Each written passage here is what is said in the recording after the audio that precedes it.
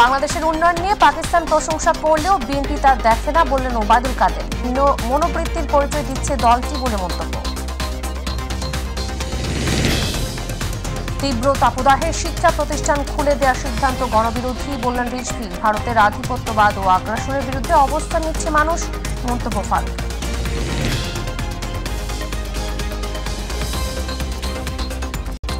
বলছিলাম সংবাদ শিরোনামগুলো, এবারে বিস্তারিত। শুরুতেই তীব্র দাবদাহ প্রসঙ্গ। দেশে চলমান তাপপ্রবাহ গত ৭৫ বছরের রেকর্ড অতিক্রম করেছে বলে জানিয়েছে আবহাওয়া অধিদপ্তর। দেশে বয়ে যাওয়া তীব্র তাপদাহ থাকবে পুরো এপ্রিল মাস জুড়ে। তবে মে মাসের শুরুতেই সারা দেশে বৃষ্টিপাতের সম্ভাবনা রয়েছে, হতে পারে কালবৈশাখী ঝড়ও। ফলে তাপপ্রবাহ কিছুটা কমে আসবে বলে জানান আবহাওয়াবিদ। আমেনা হিরের রিপোর্ট। তীব্র তাপদাহে অতিষ্ঠ দেশের বেশিরভাগ জেলার জনজীবন। রাজধানীতে তাপমাত্রা ওঠানামা করছে ৪০-এর ঘরে। তাপপ্রবাহে নাকাল রাজধানীবাসী। সবচেয়ে বেশি বিপাকে পড়েছেন খেটে খাওয়া মানুষ। গরমে দুর্বিষহ যন্ত্রণায় তাই স্বস্তি খুঁজছেন অনেকেই। মনে হচ্ছে যে কলিজাটা ফেটে যাচ্ছে, রাস্তা চলতে পারতেছি না। আল্লাহর কাছে প্রার্থনা।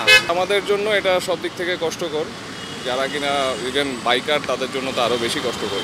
বাচ্চারা তো অতিষ্ঠ হয়ে গেছে, বাচ্চাদেরকে নিয়ে এই গরমের ভিতরে আসতে পারি নাই, তো আমি নিজে একটু আসছি যে একটু গাছের নিচে একটু বসি। এদিকে আবহাওয়া অধিদপ্তর বলছে দেশের ওপর দিয়ে চলমান তাপপ্রবাহ অব্যাহত থাকতে পারে আরও কয়েকদিন। এই মাসের বাকি যে কয়েকদিন রয়েছে, এই কয়েকদিনও কিন্তু এই তাপপ্রবাহের বিরাজমান থাকার সম্ভাবনা রয়েছে। এই হিসাবে যদি আমরা বলি যে এটা গত ৭৫ বছরের তুলনায় বেশি ছিল। তবে কয়েকদিন পরেই নামবে বৃষ্টি। মে মাসের প্রথম দিকে হতে পারে কালবৈশাখী ঝড়, জানান আবহাওয়াবিদ। ২ মে থেকে দেশের বেশিরভাগ জায়গায় কালবৈশাখী ঝড়, সেই সাথে বৃষ্টি অথবা বজ্রসহ বৃষ্টিপাতের একটা সম্ভাবনা রয়েছে। এবং এই বৃষ্টিপাতের কারণে তাপমাত্রা কোথাও কোথাও 2 থেকে 3 ডিগ্রি সেলসিয়াস বা তার চেয়েও বেশি কমে যাওয়ার সম্ভাবনা রয়েছে। এবার দফায় দফায় হিট অ্যালার্ট জারি করছে আবহাওয়া অফিস। এবছরই কেন এত গরমের তীব্রতা তাও জানান আবহাওয়াবিদ ওমর ফারুক। যে তাপপ্রবাহটা বাংলাদেশে যে শুরু হয়, সেটা কিন্তু ভারতের মধ্যপ্রদেশ বা বিহার এই অঞ্চল থেকে প্রথমে শুরু হয়। এখানে তখন তাপমাত্রা বৃদ্ধি পায়, সেই তাপমাত্রাটাই প্রবাহ সেটা আরও পূর্ব দিকে অগ্রসর হয়।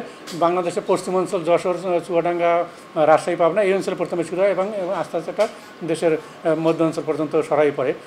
তো এই যে তাপপ্রবাহ যে আমাদের এই বছর আপনারা জানেন যে কালবৈশাখীর পরিমাণটা খুবই কমে গেছে। এই অনুপস্থিত থাকার কারণে কিন্তু তাপমাত্রার দীর্ঘ সময় পর্যন্ত তাপপ্রবাহের অবস্থা বিরাজমান ছিল। আমেনা হিরা, মাই টিভি, ঢাকা। তীব্র তাপপ্রবাহে বাজার বিমুখ ক্রেতারা। জরুরি পণ্য কিনতে বাজারে যারা আসছেন তারাও ধারে কাছে যাচ্ছেন না মাংসের দোকানের। তবে বিক্রি কম হলেও দামে কোনো ফারাক আসেনি মাংসের। অন্যদিকে অতিরিক্ত গরমে চাপ বেড়েছে শসা, লেবু এবং দেশীয় ফলমূল ও মৌসুমী সবজির বাজারে। ক্রেতারা বলছেন বৈশাখের তাপ এখন কাঁচা বাজারে। আয়ের সাথে সামঞ্জস্য রেখে বাজার করা এখন সাধ্যের বাইরে। মহিবুল কাদের প্রতিবেদনে বিস্তারিত। তীব্র দাবদাহে দিশেহারা জনজীবন। দৈনন্দিন প্রয়োজনে যারা বাজারে আসছেন তারাও প্রশান্তির খোঁজে ভিড় করছেন তরমুজ কিংবা নারকেল ডাবের দোকানে।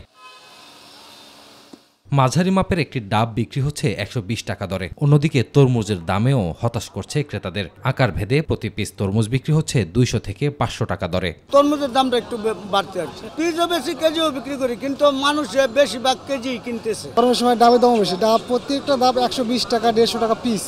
মনে করি ১০০ টাকা, ১১০ টাকা পাইকারি কিনে আনে, ১২০, ১১০, একটা ডাবে ৫-৭ টাকা লাভ পড়ছে। এদিকে ক্রেতারা বলছেন তীব্র তাপপ্রবাহের সুযোগ নিচ্ছে ব্যবসায়ীরা। এক হালি লেবুর দামও ৪০ টাকার কম নয়। ডাবের দাম এখন বর্তমান বেশি। মাঝারিরা এটা পড়বে ৭,০০০, ৭,৫০০। সবজির বাজার বেশ ভালো, সহনশীল পর্যায়ে আছে। বিক্রেতারা বলছেন গরমে বেশি বিক্রি হচ্ছে শসা, টমেটো, লেবু, লাউ, কাঁচা আম সহ মৌসুমী ফল ও সবজি। মহিবুল কাদের, মাই টিভি, ঢাকা। জয়পুরহাটে তীব্র গরম ও তাপদাহে বিপর্যস্ত হয়ে পড়েছে জনজীবন। বেলা বাড়ার সঙ্গে সঙ্গে বাড়তে থাকে গরমের অসহনীয় তীব্রতা। এই গরমে খেটে খাওয়া মানুষেরা পড়েছেন চরম ভোগান্তিতে। প্রতিনিধি বিপুল কুমার সরকারের রিপোর্ট, জানাচ্ছেন শামস তাবরিজ উচ্ছ্বাস। বৈশাখের তাপপ্রবাহ ও তীব্র গরমে পড়ছে জনপদ ও মাঠঘাট। সর্বত্র গরম আর গরম, কখনো প্রচণ্ড আবার কখনো ভ্যাপসা গরম। বৈশাখের শুরুতেও দেখা নেই বৃষ্টির। সূর্যের প্রখরতা বৃদ্ধি পাচ্ছে ক্রমান্বয়ে। দুপুর হতে না হতেই সড়ক ও বাজারে কমে যাচ্ছে লোক সমাগম। এতে ব্যবসায়ী ও নিম্ন আয়ের দিনমজুর মানুষেরা পড়েছেন চরম বিপাকে। হিট স্ট্রোকে মুরগি মারা যাচ্ছে এবং এতে করে প্রত্যেক প্রান্তিক লেভেলের খামারিরা আমরা ক্ষতিগ্রস্ত হচ্ছি। বর্তমানে এই গরমের কারণে আমাদের বেচাকেনা অনেক কম, ডিমও প্রায় অনেক ডিম নষ্ট হয়ে যাচ্ছে, এতে আমাদের আর্থিক বিভিন্ন রকম ক্ষতি হচ্ছে। অসহনীয় তাপ ও গরমে হাঁসফাঁস অবস্থা মানুষের। একটু স্বস্তি পেতে আশ্রয় নিচ্ছে রাস্তার পাশে গাছের ছায়ায়। খুব গরম, গরমে পাওয়া যাচ্ছে না, মানুষের শরীর একেবারে হয়ে গেছে, মানুষজন পাওয়া যাচ্ছে না, পিছনে বসে থাকা লাগবে, শরীর হাসতে যাচ্ছে। আল্লাহ আমাদের বৃষ্টি দান করুক, আল্লাহ আবহাওয়া ঠান্ডা করে দেখ, আমরা যেন ভালোভাবে চলাফেরা করতে পারি। রোদের তীব্রতা বেশি হয় অসুস্থ হয়ে পড়ছেন অনেকেই। এ অবস্থায় করণীয় বিভিন্ন দিক তুলে ধরলেন জয়পুরহাট স্বাস্থ্য বিভাগের এই কর্মকর্তা। গরমে বিশেষ করে রোদের ভিতরে যত রকম কাজ অ্যাভয়েড করা যায় এটা চেষ্টা করতে হবে এবং বেশি বেশি করে পানি জাতীয় খাবার বেশি করে খেতে হবে এবং গা যদি বেশি হিট হয়ে যায় আমাদের হয়তো দিনে 3-4 বার গোসল করতে হতে পারে। এমন পরিস্থিতিতে প্রাকৃতিক বৃষ্টি ও আবহাওয়া পরিবর্তন হলেই জনজীবনে স্বস্তি ফিরবে বলে মনে করছেন এখানকার বাসিন্দারা। শামস তাবরিজ উচ্ছ্বাস, মাই টিভি নিউজ ডেস্ক। প্রদাহে টিউবওয়েলে পানি উঠছে না মেহেরপুরের বিভিন্ন এলাকায়। এতে দেখা দিয়েছে বিশুদ্ধ পানির সংকট। অন্যদিকে বিশুদ্ধ পানির সংকটে নানা রোগে আক্রান্ত হওয়ার ঝুঁকি বাড়ছে। দুই-একটি টিউবওয়েল থেকে পানি মিললেও তা পেতে লম্বা লাইন দিতে হচ্ছে গ্রামের নারী পুরুষের। প্রতিনিধি মোহাম্মদ মাহবুব আলমের রিপোর্ট, জানাচ্ছেন SM হামিম। তীব্র গরম ও তাপদাহের কারণে ভূগর্ভস্থ পানির স্তর নিচে নেমে যাওয়ায় মেহেরপুরের গাংনী উপজেলার অন্তত 10টি গ্রামের টিউবওয়েলে পানি উঠছে না। ফলে এলাকায় পানির সংকট দেখা দিয়েছে। পুকুর ও জলাশয় শুকিয়ে যাওয়ায় উপজেলা বিভিন্ন গ্রামে বিশুদ্ধ পানির জন্য হাহাকার শুরু হয়েছে। খাবার পানি ও গৃহস্থলী কাজের জন্য রয়েছে পানির তীব্র সংকট। পানি তুলতে কষ্ট আছে, পানি ওঠে না, দুপুরে তো পানি পাওয়া যায় না। 1.5 মাস থেকে 2টা টিউবওয়েল, একটা টিউবওয়েলে পানি নেই। পানির জালে আমরা ছুটে বেড়াচ্ছি, পানি টেনে নিয়ে আসে, এই বয়সে খুব কষ্ট। ডায়রিয়ার প্রাদুর্ভাব বা এ ধরনের কোনো রোগ দেখা দেয়, তবে আমরা সেটা মেনটেন করতে পারবো না। দ্রুতভাবে যেন আমাদের পানির সমস্যাটা সমাধান করেন। পরিবেশবিদদের দাবি, বিভিন্ন সময়ে নানা অজুহাতে শতবর্ষী গাছগুলো নিধন করায় এই পরিস্থিতি সৃষ্টি হয়েছে।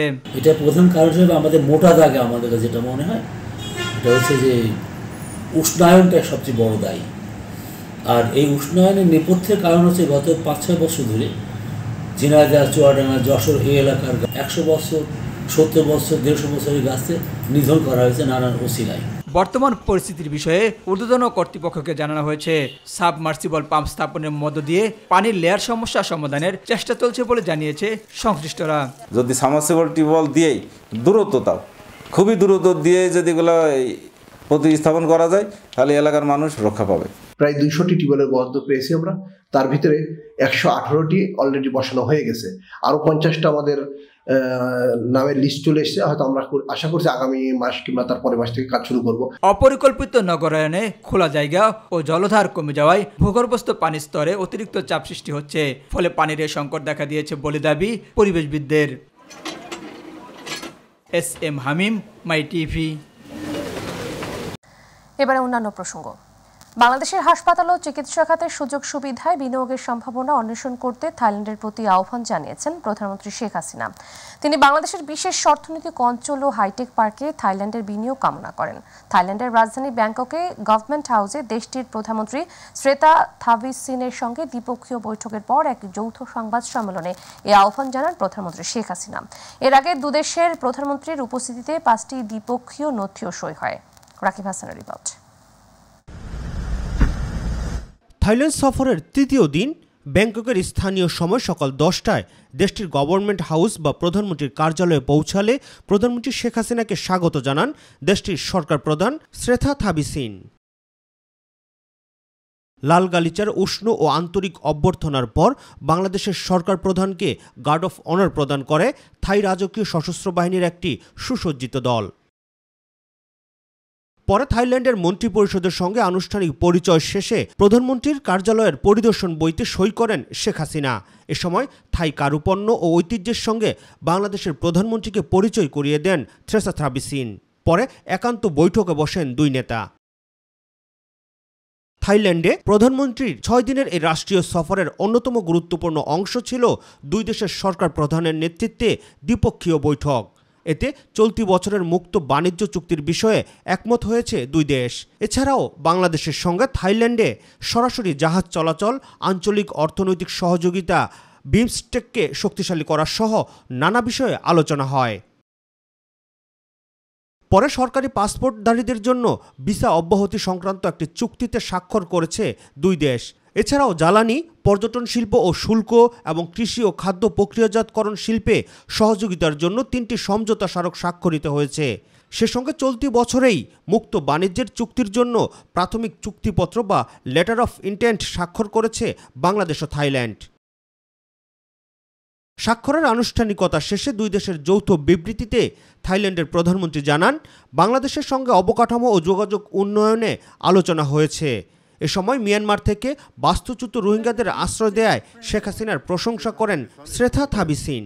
Thailand appreciates Bangladesh's role in providing humanitarian assistance for displaced Rohingya since 2017.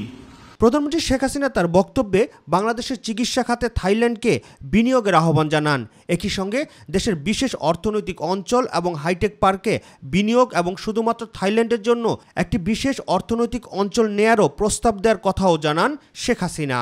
I propose to the Thai side to invest in our special economic zones and high-tech parks and to take one special economic zone exclusively for Thailand. সে সঙ্গে থাইল্যান্ডের প্রধানমন্ত্রীকে বাংলাদেশ সফরের আমন্ত্রণ জানান প্রধানমন্ত্রী। রাকিব হাসান, মাই TV. এদিকে থাইল্যান্ডের রাজা মহা ভাজিরা লঙ্কন ফ্রা ভাজিরা ক্লাউচা উয়া এবং রানী সুথিদা বজ্রসুদা বিমলা লক্ষণের সঙ্গে সৌজন্য সাক্ষাৎ করেছেন প্রধানমন্ত্রী শেখ হাসিনা। বৃহস্পতিবার বিকেলে দুচিত প্রাসাদের অ্যামফোন সাথার্ন থ্রোন হলে রাজা ও রানীর সঙ্গে সাক্ষাৎ করেন তিনি। সাক্ষাৎকালে তারা কুশল বিনিময় করেন এবং দ্বিপাক্ষিক বিভিন্ন বিষয় নিয়ে আলোচনা করেন। এর আগে বৃহস্পতিবার সকালে প্রধানমন্ত্রী জাতিসংঘের এশীয় প্রশান্ত মহাসাগরীয় অঞ্চলের অর্থনৈতিক ও সামাজিক কমিশনের 80তম অধিবেশনে যোগ দেন। আওয়ামী লীগের সাধারণ সম্পাদক এবং সড়ক পরিবহন ও সেতু মন্ত্রী ওবায়দুল কাদের বলেছেন, বাংলাদেশের উন্নয়ন নিয়ে পাকিস্তান প্রশংসা করে, অথচ বিরোধী দল উন্নয়ন দেখতে পায় না। তারা দিনের আলোতে রাতের অন্ধকার দেখে। দেশের উন্নয়ন নিয়ে এতটা হীন মনোবৃত্তির পরিচয় তারা দিচ্ছে। পাকিস্তানের প্রধানমন্ত্রীর বক্তব্য থেকে তাদের বাস্তবতা বোঝা উচিত। দুপুরে ধানমন্ডিতে আওয়ামী লীগ সভাপতির রাজনৈতিক কার্যালয়ে এক সংবাদ সম্মেলনে তিনি এসব কথা বলেন। ওবায়দুল কাদের বলেন, সারা বিশ্ব যুদ্ধ সংঘাতে ভয়ঙ্কর পরিস্থিতিতে দাঁড়িয়েছে। এই পরিস্থিতিতে বঙ্গবন্ধু কন্যা শেখ হাসিনা যুদ্ধের বিরুদ্ধে সোচ্চার ভূমিকা পালন করে চলেছেন। পাকিস্তান আজ বাংলাদেশের উন্নয়নের প্রশংসা করে, অথচ বাংলাদেশের বিরোধী দল উন্নয়ন দেখতে পায় না। তারা দিনের আলোতে রাতের অন্ধকার।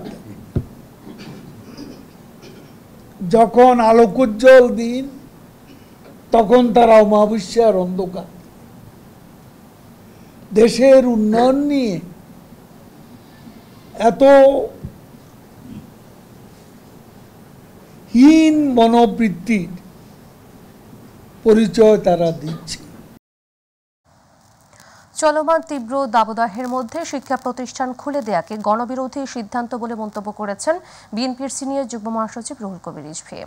রাজধানীতে এক কর্মসূচিতে তিনি এ মন্তব্য করেন। ভারত বাংলাদেশের গণতন্ত্র ধ্বংস ও রাজনীতিতে নগ্ন হস্তক্ষেপ করেছে অভিযোগ করে আধিপত্যবাদ ও আগ্রাসনের বিরুদ্ধে অবস্থান নিতে দেশের মানুষ প্রস্তুতি নিচ্ছে বলে পৃথক কর্মসূচিতে মন্তব্য করেন দলটির চেয়ারপারসনের উপদেষ্টা জয়নুল আবেদিন ফারুক। ভারতের প্রতি নতজানুতার কারণেই সরকার সীমান্ত হত্যা বন্ধ করতে পারছে না বলে অপর এক অনুষ্ঠানে অভিযোগ করেন দলটির নেতা আব্দুস সালাম। মাবুশেকতার রিপোর্ট। ভারতীয় আধিপত্যবাদ ও দ্রব্যমূল্যের ঊর্ধ্বগতি রোধ করতে না পারার প্রতিবাদে জাতীয় প্রেস ক্লাবের সামনে প্রতিবাদ কর্মসূচির আয়োজন করে গণতন্ত্র ফোরাম।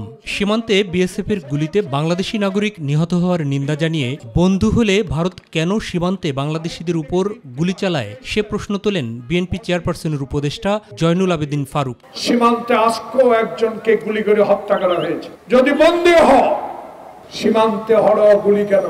জনগণের আকাঙ্ক্ষার বাইরে গিয়ে বাংলাদেশের রাজনীতিতে ভারত হস্তক্ষেপ করছে বলে অভিযোগ করে এ ধরনের কর্মকাণ্ড বন্ধ না করলে দেশটির পণ্য বয়কট আন্দোলন আরও জোরদার করার কথাও বলেন বিএনপির এই নেতা।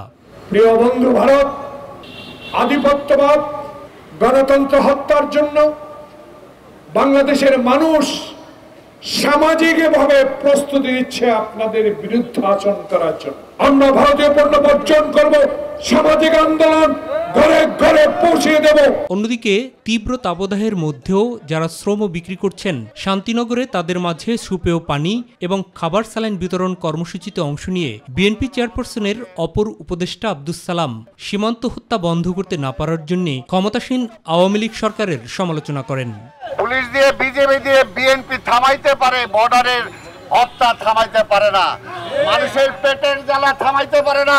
ফকিরাপুলে একই কর্মসূচিতে অংশ নিয়ে দলটির সিনিয়র যুগ্ম মহাসচিব রুহুল কবির রিজভী তাপদাহের মধ্যে শিক্ষা প্রতিষ্ঠান খুলে দেওয়ার সিদ্ধান্তের সমালোচনা করেন। আগুন লাগা বাংলাদেশের মধ্যে বাচ্চা ছেলেদেরকে ফেলে দেওয়া হচ্ছে, গণদুশ্মন সরকার না হলে এটা করতে। এদিকে সিনিয়র যুগ্ম মহাসচিব রিজভী আহমেদ স্বাক্ষরিত এক বিজ্ঞপ্তিতে জানানো হয়েছে দলীয় সিদ্ধান্তের বাইরে গিয়ে উপজেলা পরিষদ নির্বাচনে অংশ নেওয়ার কারণে দেশের বিভিন্ন স্থানে চেয়ারম্যান ও ভাইস চেয়ারম্যান পদপ্রার্থী বিএনপির ৭৩ জন নেতাকে বহিষ্কার করা হয়েছে। শস্য ভাণ্ডার খ্যাত সিরাজগঞ্জের তারাশে আগাম জাতের ধান কাটতে শুরু করেছেন কৃষকরা। বাম্পার ফলন পেয়ে ভীষণ খুশি তারা। বর্তমানে বাজারে ধানের দাম নিয়েও সন্তুষ্টি প্রকাশ করেছেন কৃষকরা। তবে তীব্র তাপদাহে কৃষি শ্রমিকেরা মাঠে কাজ করতে গিয়ে দুর্বিষহ সময় কাটাচ্ছেন। সনাতন দাসের পাঠানো তথ্য ভিডিও চিত্রে শামস জাবির উচ্ছ্বাসের রিপোর্ট। ধানের মিষ্টি গন্ধে মৌ মৌ করছে শস্য ভাণ্ডার খ্যাত সিরাজগঞ্জের তারাশের ফসলের মাঠ। সোনালী ফসল কেবল ঘরে তোলার অপেক্ষা। বৈশাখের শুরু থেকে পুরোদমে চলছে ধান কাটা ও মাড়াই। আবহাওয়া অনুকূলে থাকায় এবার বাম্পার ফলন ও ভালো দাম পেয়ে খুশি কৃষকেরা। তবে তীব্র তাপদাহের কারণে মাঠে দীর্ঘ সময় ধরে কাজ করতে পারছেন না কৃষি শ্রমিকেরা। ফলে মজুরি নিয়ে কিছুটা মিশ্র প্রতিক্রিয়া রয়েছে তাদের। খুব পেরেশানি হলো, দিন ভরা কাম করে 500 450 এরকম গাড়ি ভাড়া টাড়া বাদ দিয়ে। এই পরিস্থিতি আমাদের চলা খুব কঠিন। তারপরে কাজ করে মানুষ কাজ করে খাওয়া লাগে আমাদের।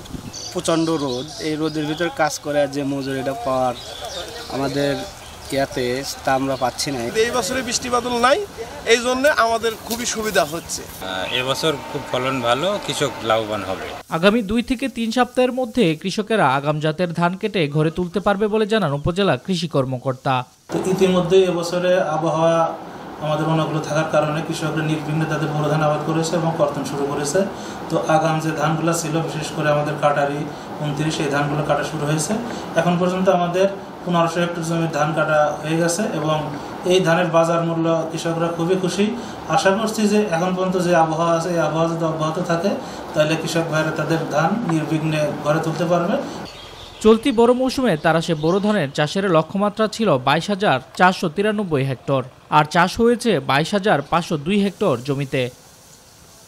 শামস তাবরিজ উচ্ছ্বাস, মাই টিভি নিউজ ডেস্ক। চাঁদপুর মতলব উত্তর উপজেলা পরিষদ নির্বাচনে আওয়ামী লীগ নেতা মোহাম্মদ মানিক দর্জিকে চেয়ারম্যান প্রার্থী হিসেবে সমর্থন করায় কলাকান্দা ইউনিয়ন পরিষদের চেয়ারম্যান সুবাহান সরকার শুভার উপর হামলা ও আওয়ামী লীগ কার্যালয়ে ভাঙচুর করেছে আনারস মার্কার সমর্থকরা। এর প্রতিবাদে সংবাদ সম্মেলন করেছে কলাকান্দা ইউনিয়ন আওয়ামী লীগ ও অঙ্গ সহযোগী সংগঠনের নেতাকর্মীরা। এতে লিখিত বক্তব্য পাঠ করেন কলাকান্দা ইউনিয়ন পরিষদের চেয়ারম্যান সুবাহান সরকার শুভা। সংবাদ সম্মেলনে ইউনিয়ন আওয়ামী লীগ ও সহযোগী অঙ্গ সংগঠনের নেতাকর্মীরা উপস্থিত ছিলেন।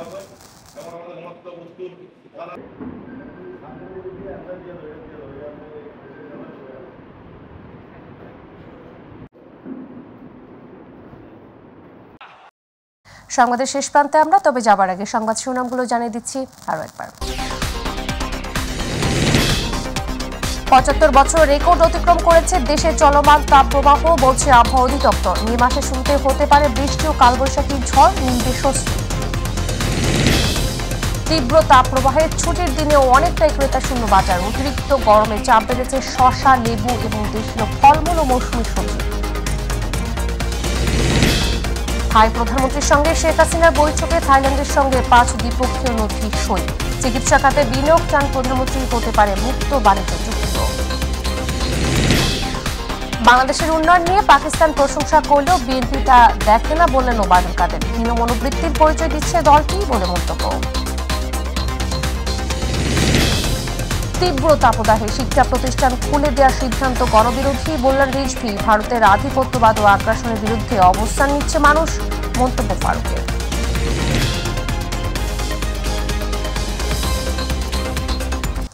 দর্শক ধন্যবাদ সাথে থাকার জন্য। এছাড়া ইউটিউবে মাই টিভির সংবাদ পেতে